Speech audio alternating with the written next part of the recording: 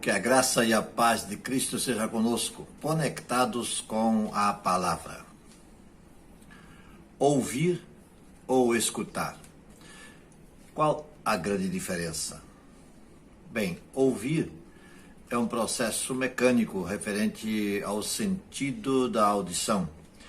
Não depende da gente, não depende de mim e de você. Vai além da nossa vontade. A não ser que tapemos os ouvidos para não ouvir. Já por outro lado, escutar é uma ação que depende da nossa vontade em prestar atenção, buscar entender o que está sendo dito, refletir e depois de assimilado o conteúdo, concordar ou não com o que se escutou. Ao longo do dia, nós ouvimos muitos sons. Dentre os muitos sons, há muitas palavras proferidas ao alcance do nosso ouvido que acabamos ouvindo compulsoriamente. Dentre as muitas palavras que ouvimos, e em relação a muitas delas, o que melhor teríamos a fazer é deletá-las assim que as ouvíssemos. Mas existem aqueles sons que são aquelas palavras que não devemos desprezar de forma alguma. Pelo contrário, devem ser assimiladas, guardadas em nossos corações e mentes. É acerca disso que fala o texto bíblico que nós encontramos lá no livro de Deuteronômio. Deuteronômio capítulo 6, os versículos 1 a 6, é uma palavra que Moisés recebe de Deus e transmite ao povo que está sob a sua liderança. Diz assim o texto: esta é a lei, isto é, os decretos e ordenanças que o Senhor, o seu Deus, ordenou que eu lhes ensinasse para que vocês os cumprissem na terra para a qual estão indo, para dela tomar posse. Desse modo vocês, seus filhos e seus netos temerão o Senhor, o seu Deus, e obedecerão a todos os seus decretos e mandamentos que eu lhes ordeno todos os dias da sua vida, para que tenham vida longa.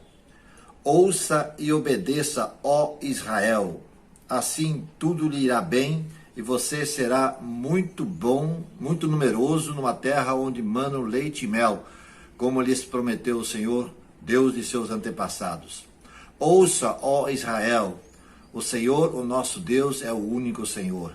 Ame o Senhor, o seu Deus, de todo o seu coração, de toda a sua alma e de todas as suas forças. Que todas estas palavras que hoje lhes ordeno estejam em seu coração.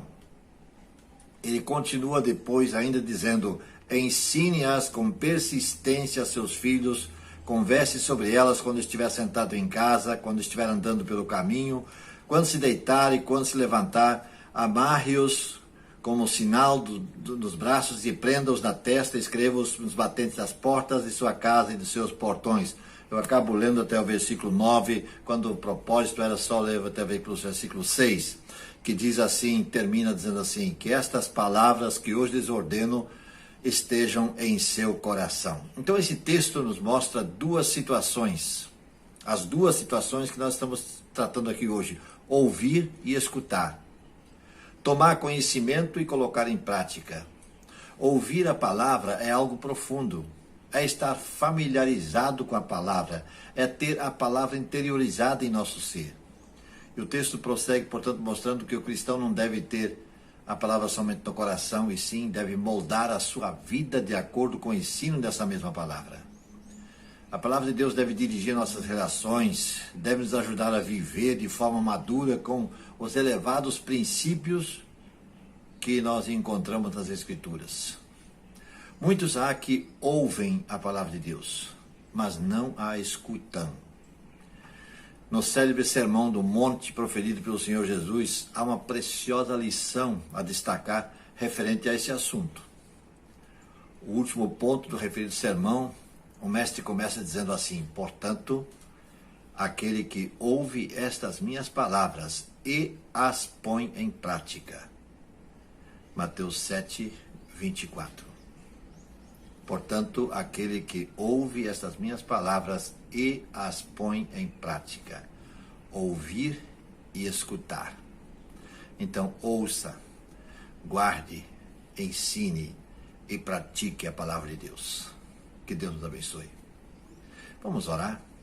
Vamos a Deus em oração por alguns instantes.